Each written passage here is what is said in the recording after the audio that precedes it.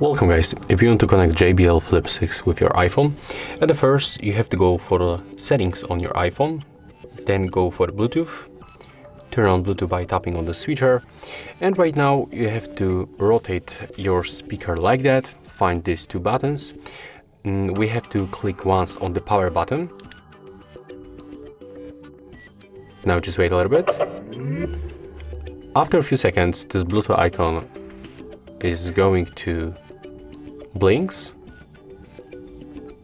Okay, it's not blinking, so we have to put it to the pairing mode manually. Just click once.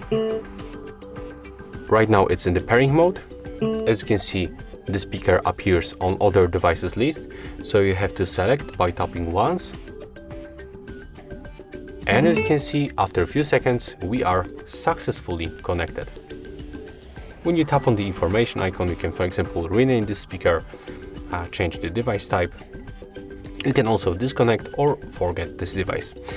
So that's how you can make a connection between your iPhone and JBL Flip 6. If you find this video helpful, remember to leave a like, comment and subscribe.